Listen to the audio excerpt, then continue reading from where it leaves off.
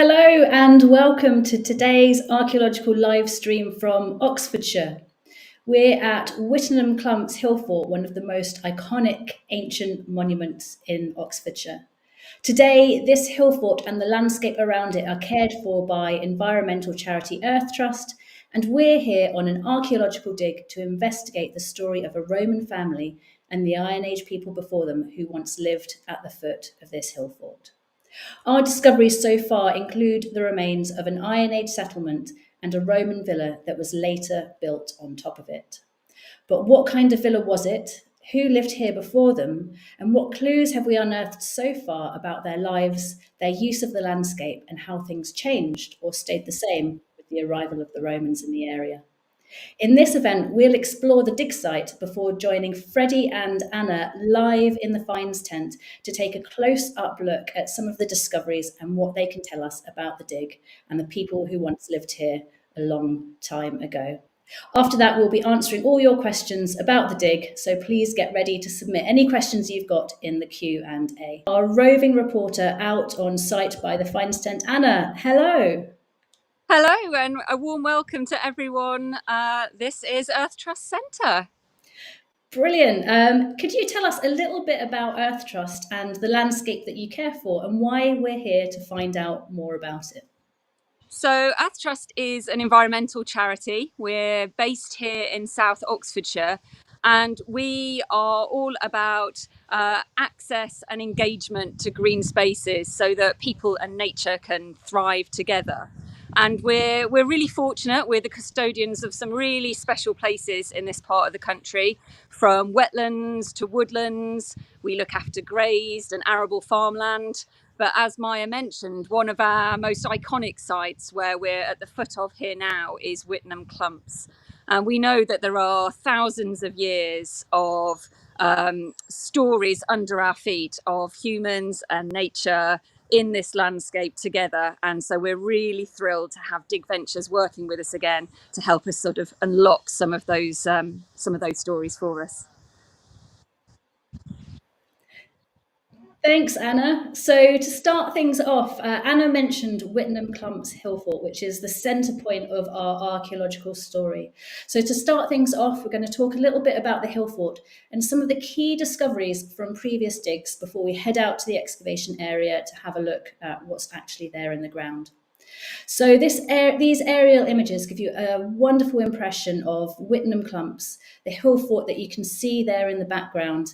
It is marvellously located, dates back to the Bronze Age, and was in use throughout the Iron Age. Now, previous investigations at the site have revealed lots of activity in the hill fort itself, but crucially revealed one important thing was missing, and that there was no signs of habitation on the hill fort itself.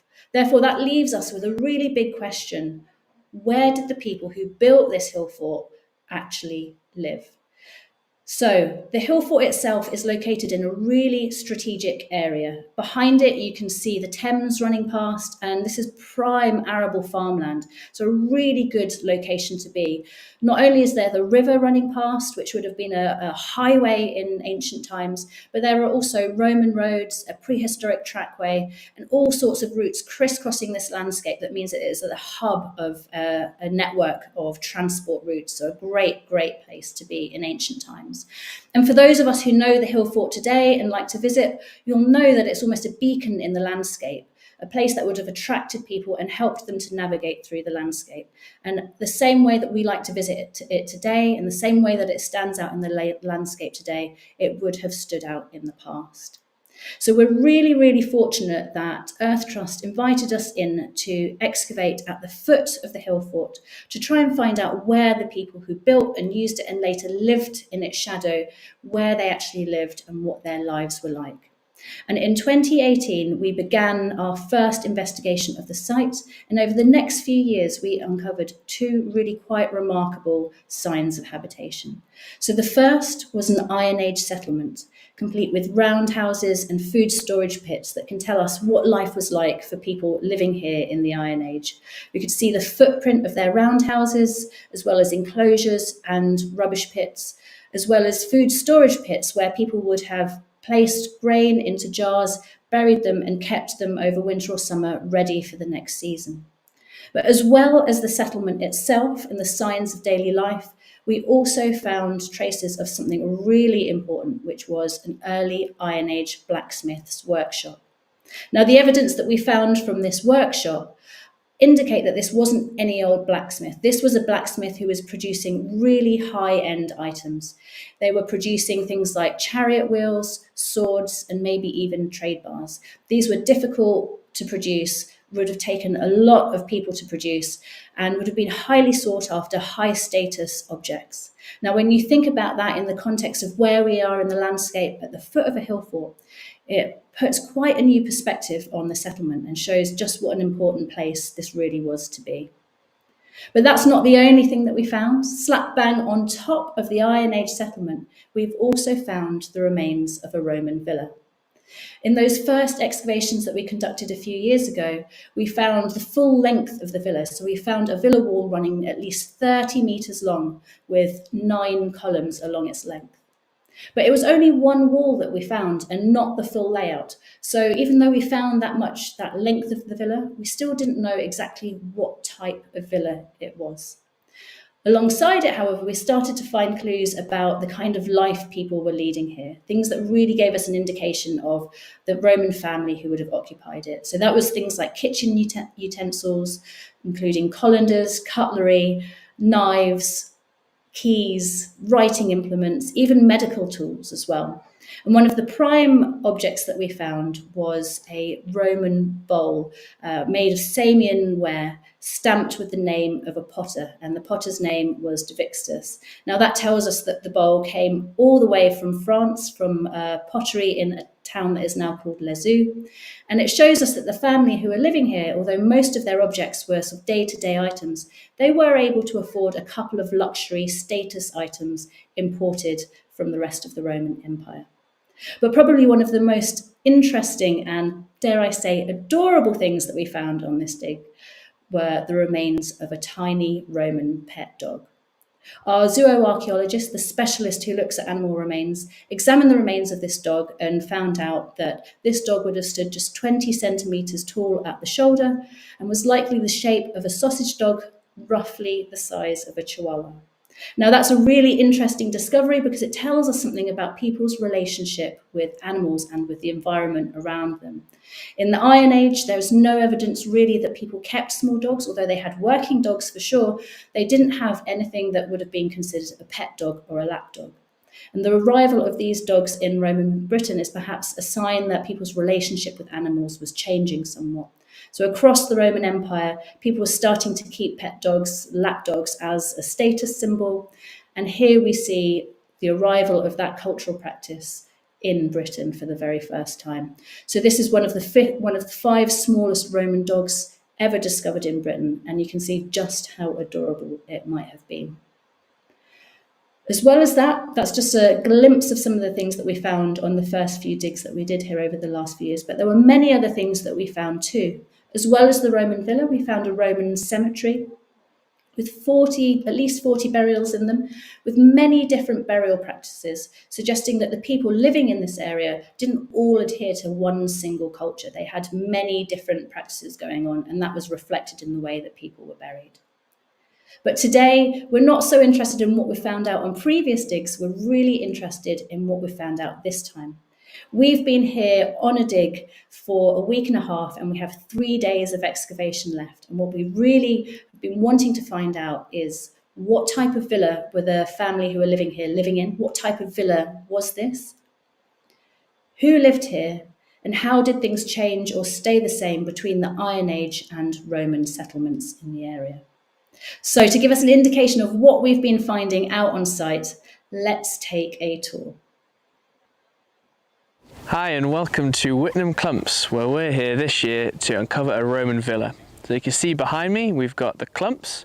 The one on my left hand side is where the hill fort is from the Iron Age. It's quite a substantial one and it dominates the landscape. And then the other one is just a hill. So if you see behind me, if we look down to the ground, we've got the villa that we've uncovered in previous years. So in 2019 and 2020, we found this villa and it runs all the way along as I walk through it. runs all the way along to our trenches over here, where we've uncovered the western end of it this year. And as we go over to the trenches, you can see there's quite a lot going on. So over here, if we start off with, we can see our column bases on this side. We've got one just here, and we've got one being worked on over here. Now, this column base nearest to me over here is quite an interesting one, because this is where we found oyster shell, we found some Samian ware, and we've even found a pestle from the Roman period. And that was quite an interesting object. You'll see that later. It's quite kind of like a rounded cube almost. Now this column base, we have a pit actually underneath it. We think that's probably Iron Age. So you see all that dark material is getting taken out. That's the pit. Found a lot of Iron Age pottery from that. And next to it, we've got another pit running underneath the wall with a lot of burnt stuff coming out of it. Look, a lot of industrial waste, coke, which is the remnants of ironworking, so that's really exciting. And then we've got a wall running all the way along here, and you see where Bill and Katie are standing up. Katie's in the orange t-shirt. That is the corner of our villa, and it runs back along and out of the trench again. So that's our Roman period sorted out. Now, that is what we thought we were going to find. What we found as well is a lot of earlier stuff happening. So you've seen these pits under the walls here, but we've actually got quite a few ditches going on. So we've got our ditch over here, which is quite a big, kind of almost enclosure ditch that runs all the way along and curves around into almost a circle. Kind of where that mattock is where it exits the trench. So that's quite exciting. We're starting to dig that. Over here is that other enclosure ditch. So that runs from here, coming through here. We might have two ditches forming through here, going through there, and passing through where Nat sat in there and back out again. So those are kind of our two big ditches. In this little gully that runs along here, we actually found the end of a nice bone pin. And a post hole that goes really far down with a nice scapula in it. And that is quite mysterious, because we've actually got quite a few post holes coming up within features, within ditches, that don't really seem to cut with the ditch, and they seem to cut into the ditches, so they might be like a later feature. We're not quite sure yet. We're going to have to do a bit more investigation into these and what we found in them. And then we also have, if we come over here again, the corner of our villa, where Nat's sitting, we've got a ditch coming through and a big pit being cut into it. We're in the middle of working out whether the ditch came first or the pit came first, and then the wall was built on top of those. So that's really exciting in there. We found a lot of nice Iron Age pottery.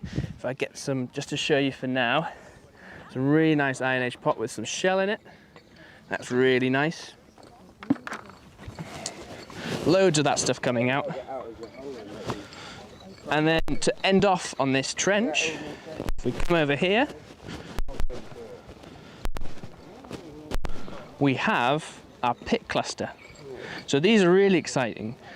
You may have seen we've found a double-headed bone needle, or what we think is a double-headed bone needle, and also a part of a broken needle as well. They were found in this Iron Age pit. We have found in previous years pits like these, the ones that are really circular, straight sides, flat bottom, really kind of characteristic of the Iron Age. We've found some nice stuff in there, and we've got one here, we've got one over here with a nice bone sticking out of it, nice animal bone, and then we've got another one here cutting through. So that one's a later one, probably still Iron Age.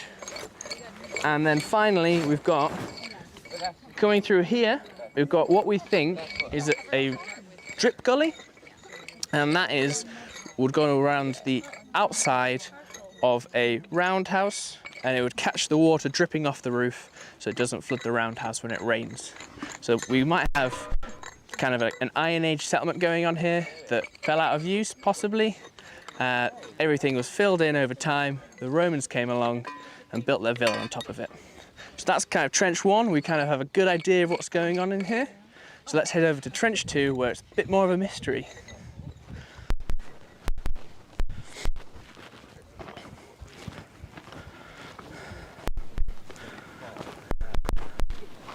So here's trench 2, a very short walk away. It's nice and close. We've got a lot of different things going on in here that it's still not obvious what quite is going on. We've got a lot of post holes, and so many in fact that it's quite hard to actually see kind of an alignment, which is what we'd look for the structure. There's not really an obvious one going on here. We'd have to really kind of look at the plan afterwards and see, you know, if is there a circular kind of structure with a post, or is there a rectangular one? And then in the middle here, we've got a kind of a big ditch, but we're not quite sure what it was used for, because it's too big for a drip gully. It's not quite substantial enough to be an enclosure ditch. At the end there, it actually goes really shallow compared to a bit deeper over here. And so we're really not quite sure what's going on with it. We did find quite a lot of Roman pot from one section of this. It was almost a whole pot entirely. So that was really exciting. That was found just in here, and you'll see that later on. So we've got more post holes coming through. We've got a pit over here. Still not quite sure what's going on. And then excitingly, still getting worked on, we have what we think is a ditch, but an unusual ditch, because it's quite narrow but quite deep. And normally ditches tend to be about as deep as half of the width, and this is not behaving like that. So we're trying to work out what it is by keep on digging it. We think possibly at this moment in time it's part of an enclosure ditch for the whole settlement during the Iron Age, but we'd have to dig that and, you know, try and find out what's going on with that. But yeah, so these are our ditches, these are our trenches this year at Earth Trust, right underneath the clumps. Great location and lots of archaeology. Oh, it's so great to take a look around the site and to see how we are peeling back the layers of history, quite literally as we dig through the villa to reveal the Iron Age settlement below it. But while Freddie gets ready in the Finds tent to show off some of the artefacts that he's mentioned in the tour, let's take a closer look at the Roman villa itself quickly, because over the last week and a half, our understanding of what type of villa it is that we have here has quite literally turned inside out. Now, the images that you can see at the moment are some aerial images that we took right at the start of the dig, and they should illustrate really nicely some of the ditches that Freddie was talking about that we have been excavating. You can see two huge circular ditches that predate the villa, but you can also see the outline of the villa quite clearly in white. So there's straight edges and the rectangle, and even one of the column bases is showing up quite nicely in that image. Now, in the next image that we've got, you can quite clearly see how the two bits fit together. So what we've got is our archaeological team standing along the length of the original villa that we excavated in 2018, and then more people standing in the trench where there are more Roman walls and columns. And you can quite clearly see the full length of it, at least 30 meters long and 15 meters wide. Now, when we first excavated this villa, as I mentioned before, we unearthed one wall and one row of columns, which we made the assumption were on the outside of the villa, so that there was a wall and a row of columns forming a traditional Roman corridor villa. Now, since excavating this year, what we've managed to do is unearth actually the width of the villa and some of its internal layout. And in that process, we've established not only is the villa actually 15 meters wide, but there's not just one row of columns, there are two rows of columns. More than that, those rows of columns aren't on the outside of the villa, they are on the inside, which you can quite clearly see in the next image. So here you can see everyone standing on the column bases, and you can see the outline of the villa highlighted really nicely. You can see that original line of excavation and then this year's area of excavation too. And you can see the row of archaeologists standing along the centre, forming that double row of column running along the centre of the building. Now that is a really helpful clue to the exact type of villa that we have. And what it's telling us is that this is an aisled villa. So a building that essentially has a double row of columns on the inside of the building. And the closest comparisons to this that we can find are two aisled villas, one in Woodchester Villa in Stroud and the other Sparsholt Villa in Hampshire. Now, these aisled villas are a type of building pretty much only found in Roman Britain, introduced from the 2nd century onwards. These buildings were large, imposing and all-purpose structures, usually at relatively close right angles to the main villa house. There would be other buildings in the villa complex, which could include things like a shrine, a granary, and even a bathhouse. They were often huge, up to 40 metres long in cases. Ours is 30 metres, and they were often bigger than the more traditional Roman-style corridor villas. But they could also, as in the case of Woodchester Villa, actually be the main or only house in the villa complex. So with these kinds of buildings, they seem to be the home farm of a villa estate. They certainly seem to be the working focus of agricultural production, processing, production of artifacts and crafts and culture and the things that the farm would have been producing on site. And they would have also provided living quarters for the family who are living here. They would also often be associated with malting dryers, which we actually also have on site for cash crop purposes for producing things like beer.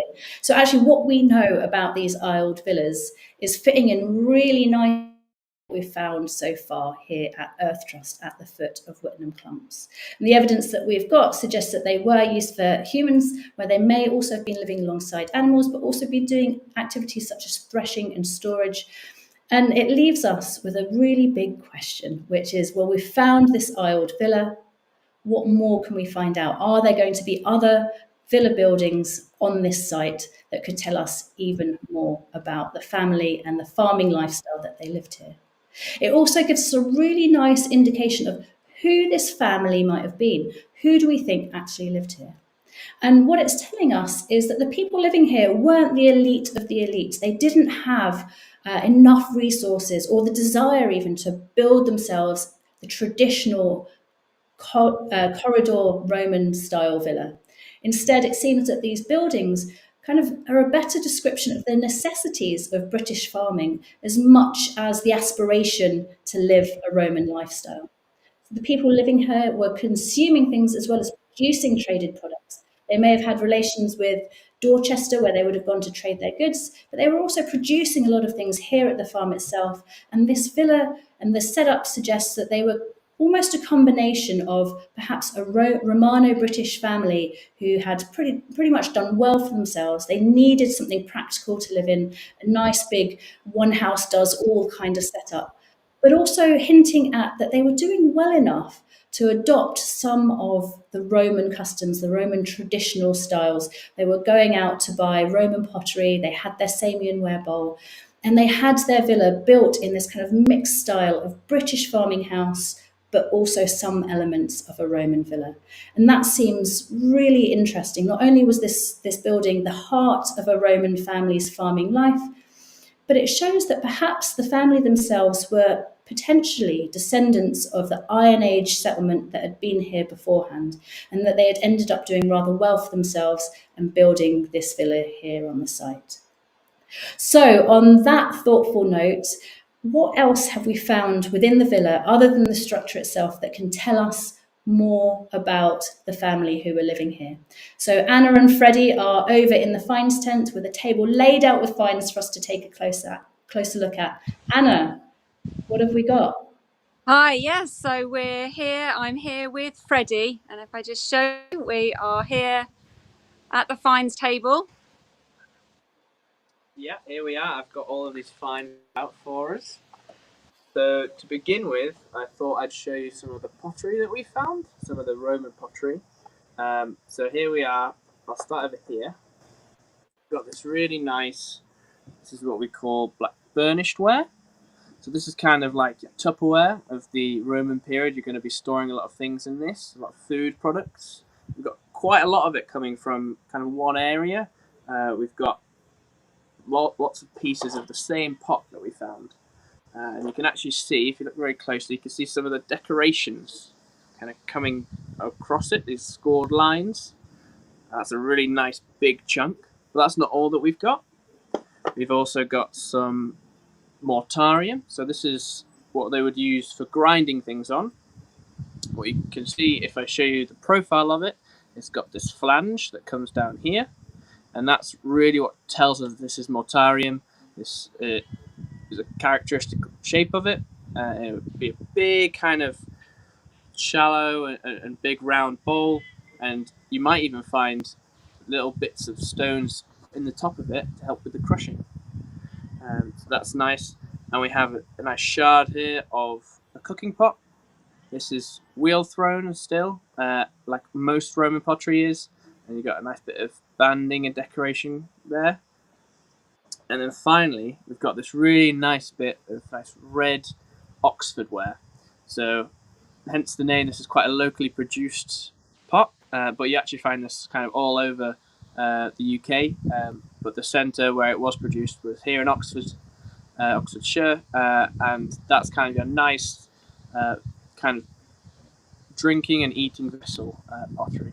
That's really nice. So what does this tell us? Well, it tells us that we've got a lot of the domestic life represented here in our pottery. We've got the storage of food, we've got the preparation of food, we've got the cooking of it, and then we've got the eating and drinking from it. So that's really nice.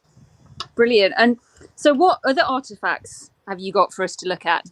Yes, I've got this artifact, which I really like. This might be one of my favourites that we've got from the site.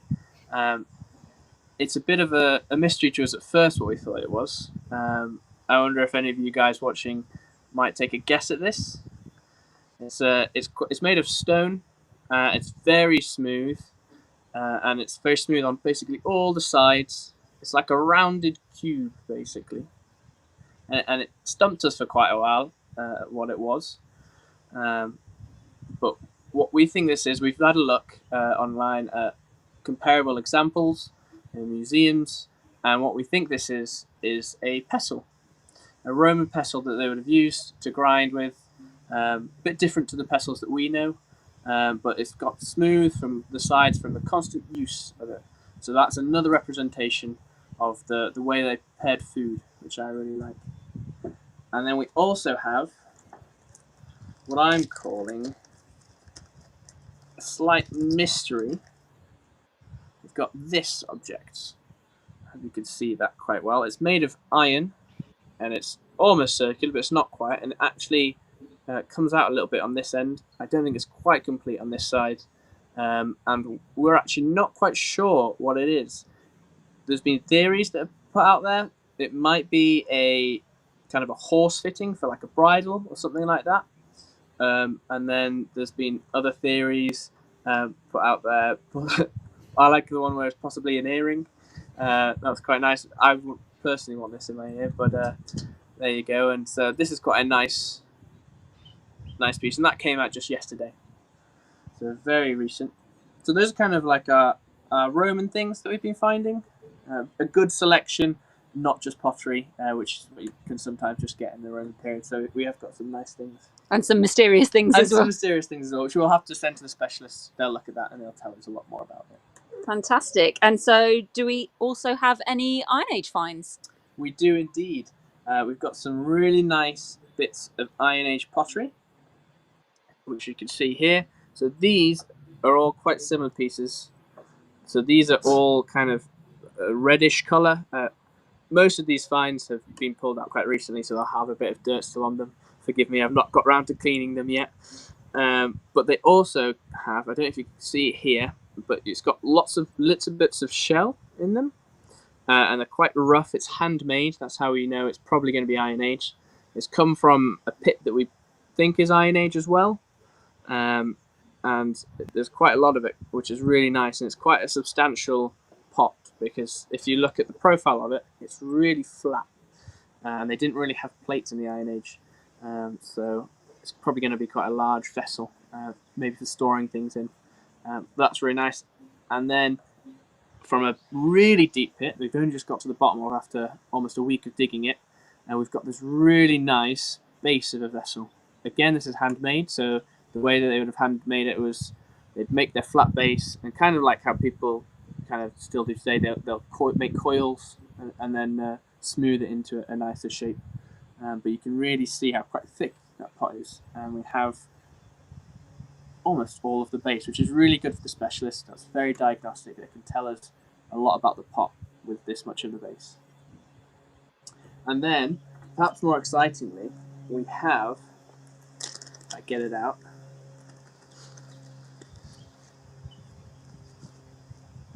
this, which I'm going to call a bone implement for now. There's been ideas that this is a double-headed needle. It's made from bone, and it's beautifully worked. If you can see that hole right in the middle of it. So it's in the middle, which is why we're thinking it's double-headed.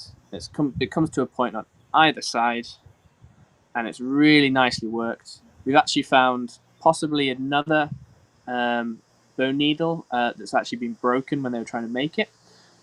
So I've shown you the really nice one, and the other one doesn't look as nice, it just looks like a bit of bone with a hole in it, but this is really nice, and this came out I think on the second day, so really early on, and it's really nice, so we're going to definitely get that looked at. Fantastic. And what do these Iron Age finds tell us? So they tell us that we've got this occupation going on before the Romans were here. So these are the people who were living at the same time that the hill fort was being occupied, was built. These are the people who were working the land. They were living here way before the Romans got here, and then something happened. They no longer lived here, and the Romans built their villa on top of all of these pits that we've been finding this Iron Age stuff in. Fantastic. And I can see it's not just human objects, but you've got some animal bones here as well. We do. We've got a good variety of animals. We've got large bits. I think this is a cow. So you can see it's quite a hefty bone. I think this is the equivalent of my bone here, so you can see how it's quite big. So we've got cow. We've also got the scapula of what I'm going to say is a sheep over here. So that's quite nice. And also in this tray here, we've got, it was in the ground, semi-articulated, so we didn't have the whole skeleton, but a lot of these vertebrae was articulated, and we think this is either a juvenile sheep or a dog. We're not 100% sure yet. They're quite similar. We don't have the whole animal to really tell us in the field, so we're going to have to send them to a specialist. But that's really interesting. More dogs possibly coming out from this site, and the sheep. We've got a good mix of younger sheep and older sheep, and they're kind of following the pattern that we expect in terms of the younger sheep we tend to be finding them from the Iron Age because the sheep were used more for food, whereas the older sheep are coming from the Roman context, and that is characteristics of Romans exploiting sheep for wool, and it's the cows that are kind of more of the food source for the Romans. Fantastic. And so before we hand back to Maya, is there anything else that you've got for us to look at? I do, and this is what Nat has said is one of his favourite pieces from site. So he's the head of site, and this is a lovely little flint bladelet. So it's made from flint. This was struck off deliberately to be this shape, and this predates the Iron Age settlement. So this is, we're going to provisionally say that this is late Neolithic, early Bronze Age. So this is older than all the stuff that I've shown you so far, and it shows that Whitnam Clumps has been inhabited for long before the Iron Age, which I think is really cool. Wow, that's amazing. I hadn't seen that one before. That's incredible. Well, thank you so much. So back to you, Maya. Thank you, Anna and Freddie. It is so fascinating to take a close up look of the finds, and especially some that have just come out today or in the last few days. They couldn't be fresher. As well as thanking Freddie and Anna, thank all of the venturers who have crowdfunded the dig and supported it, and as well been here to help make it happen. We've got lots of people out on site with us over the last week and a half, learning to dig and digging alongside us. Venturers of all ages. I think the youngest we had with us last week was 6. And yeah, we've got people coming from all over the place to join the excavation who have been helping to unearth these clues to help us understand the story of Whitnam Clumps and the people who have lived here over thousands of years. So thank you to everyone who has been part of that and helped to make that happen. It's now time for the Q&A. So if you have any questions, please drop them in the chat. Otherwise, we will get started with a couple of questions. So let's head back to Anna and Freddie at the finds table. So one big question then, who do we think actually lived here? Was it a family? Were they Romano-British? Or were they Roman incomers? Do we have any thoughts on that? Yeah, so kind of the style of villa kind of speaks to me that it was probably more of a Romano-British family who lived here, kind of the people who became rich on the land when the Romanization came in, and who kind of wanted to kind of build that kind of Roman style thing, that Roman style villa, but not quite kind of the Romans, those Italians who came in into Britain and built their really fancy villas. That's what I think.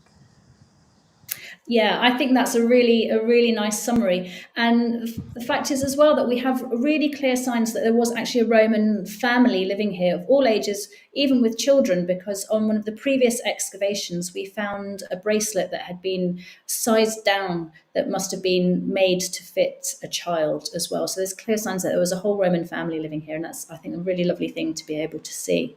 Do we have any clues about how life might have changed between the Iron Age and Roman periods? Even if this was a family that were Romano-British, and they were continuing to live in this landscape, how might their lives have changed between these two periods? Do we have any clues that can tell us about that?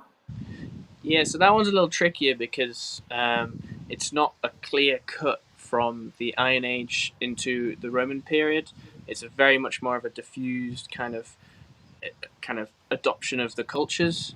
We do still end up having some people living in kind of roundhouses even into the Roman period. So in our instance, I think our villa is of the slightly later Roman period, which means that our roundhouses that seem to be underneath the villa could still have been there when the Romans first arrived, and it's still a bit more complicated to work that out right now. So one of the most common questions that we're getting asked is, where did people get their water from? I think on some of the layouts of similar villas, we saw that there were possible wells in some of those courtyards, but do we have any indications of where people might have got their water from in this site? That's a good question. They probably would have got it from the river in this instance. We're quite close to it, and in the Roman period, they did have very good water systems. There might have been a well that we're unaware of. They're pretty good with building wells as well. So it's about finding evidence of that, which we don't have at the moment. Yeah, so we know that this area is not short of water. There is water in all sorts of forms. So there's the river, there's groundwater. It often floods around here as well. So I think, as Freddie says, the possibility that it was possibly got from the river or another nearby source, but with continuing investigations, we might even be able to find the well or the true source of their water. Another question that we're getting asked quite often is, why are some of the holes such funny shapes, and how do we decide where to dig? Yeah, so I'll answer the second question first because where we decide to dig is based upon, first of all, if we're deciding an area that we're not sure, we'll look at geophysics to work out what's going on under the ground before we've even dug. And once we've used that to kind of pinpoint major features, often things like walls and big ditches, what we'll do is we'll open up the area that looks the most interesting. And once we've done that, there's variations of color in the soil. This site is very good for, it's quite dark fill and light natural.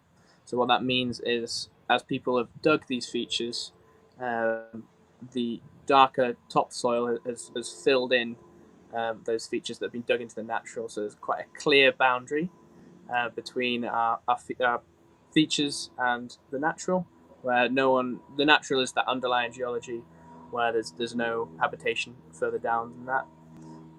And why they're funny shapes can be just from erosion sometimes, because these ditches are quite old, particularly ones from prehistory and the Iron Age. They've been exposed to the elements for quite a while, so they might have dug them really nicely, but just over time that they've kind of changed shape. We just have to follow where they kind of go. Yeah, fascinating. And so here's a question for Anna.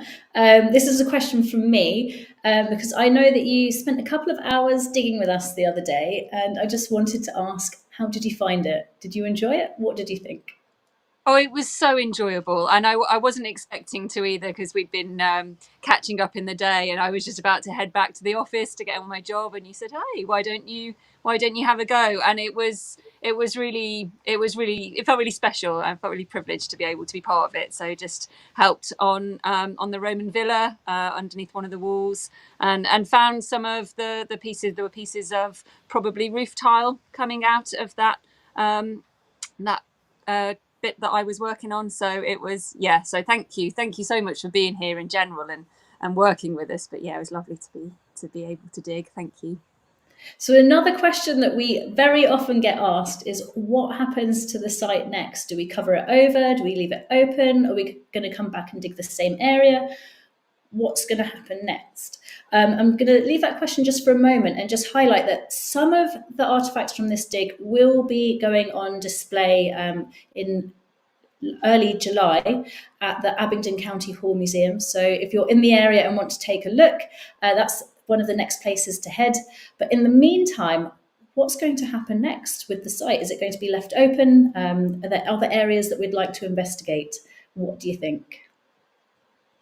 Yeah, so quite unusually, we're actually leaving the site open, and hopefully, depending on what we find this year, what it tells us, if there are any more research questions that we want to answer, we could potentially go back and either uncover more of the villa, or kind of trace that Iron Age and earlier kind of settlement further.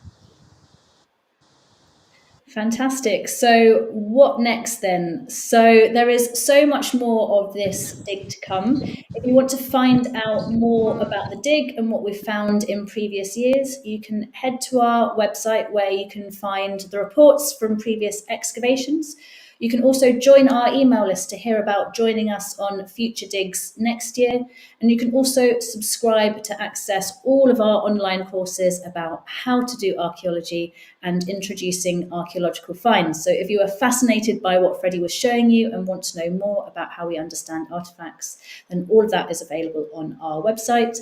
You can also check out the Earth Trust website too, because they host loads of amazing events. From nature to history to creative activities, there is always something going on at Earth Trust for people of all ages. So, on that note, that's all we have time for today. So, thank you to everyone who joined us, and we hope to see you again online or in person for more archaeology very soon.